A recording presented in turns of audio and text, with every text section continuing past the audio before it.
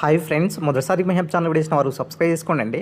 తెలంగాణలో 33 జిల్లాల వారీగా సంబంధించినటువంటి పంచాయతీరాజ్ సంబంధించినటువంటి డిపార్ట్మెంట్ నుంచి వచ్చినటువంటి అఫీషియల్గా మనకు పంచాయతీ సెక్రటరీకి సంబంధించినటువంటి ఏదైతే ఖాళీలు ఉన్నాయో సో అవి కనుక చూసుకున్నట్లయితే రీసెంట్గా మనకు కొన్ని జిల్లాలకు సంబంధించినటువంటి వేకెన్సీస్ కూడా ఇవ్వడం జరిగింది కదా.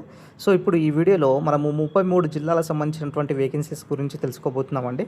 సో ఇక్కడ చూడొచ్చు, మనకు ఆదిలాబాద్లో 58 పోస్టులు, అదేవిధంగా భద్రాద్రి కొత్తగూడెంలో 52 పోస్టులు అయితే ఉండడం జరిగింది.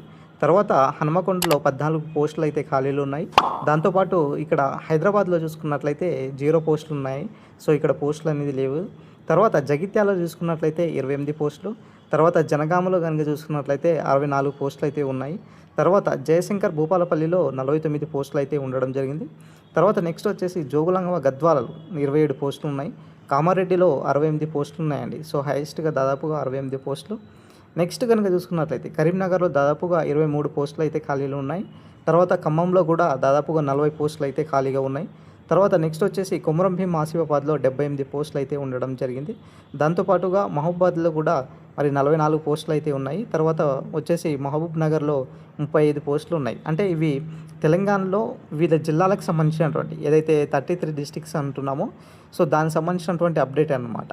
సో రీసెంట్గా మనకు జీపీఓ సంబంధించినటువంటి ఏదైతే అప్డేట్ వచ్చిందో సో ఏదైతే కలెక్టర్లకు సంబంధించినటువంటి ఎక్కువ అధికారులను కల్పిస్తూ సో త్వరలోనే రిక్రూట్మెంట్ చేపట్టబోతున్నటువంటి 6,000కు సంబంధించినటువంటి అప్డేట్ ఏదైతే రావడం జరిగిందో సో జీపీఓను కూడా నెక్స్ట్ నోటిఫికేషన్ వచ్చే అవకాశాలు ఎక్కువ కనిపిస్తున్నాయి అన్నమాట. సో ఈ విధంగా చూసుకున్నట్లయితే తెలంగాణలో అప్కమింగ్ నోటిఫికేషన్స్ కనుక చూసుకున్నట్లయితే సో ఖచ్చితంగా మరి భర్తీ దిశగా తెలంగాణ పబ్లిక్ సర్వీస్ కమిషన్ ఇక్కడ కసరత్తు అయితే చేస్తుంది. సో రీసెంట్గా మనకు దాదాపుగా 2,480 పోస్టులకు సంబంధించినటువంటి ఏదైతే ఖాళీలు ఉన్నాయో దీనికి సంబంధించినటువంటి ఆర్థిక శాఖ కూడా మరి ఫైల్ పంపించడం జరిగింది. ఇప్పుడు సీఎం గారు దీనికి సంబంధించినటువంటి ఫైల్ను ఆమోదించిన తర్వాత సో నోటిఫికేషన్స్ అనేది 1 by 1 వచ్చే అవకాశాలు కూడా దాదాపుగా ఎక్కువ కనిపిస్తున్నాయి అన్నమాట. సో దాంట్లో ప్రధానంగా చూసుకున్నట్లయితే మంచిర్యాలలో 14 పోస్టులు ఉన్నాయి. తర్వాత మెదక్ డిస్టిక్లో 36 పోస్టులు, తర్వాత మేడ్చల్లో కనుక చూసుకున్నట్లయితే 18 పోస్టులు ఉన్నాయి. తర్వాత ములుగులో చూసుకున్నట్లయితే 37 పోస్టులు, తర్వాత నాగర్ కర్నూలులో కూడా అప్రాక్సిమేట్లీగా ఇక్కడ మనకు 20 నుంచి 30 పోస్టులు ఉన్నాయి. నల్గొండలో కూడా 85 పోస్టులు ఎక్కువ పోస్టులు ఉన్నాయి.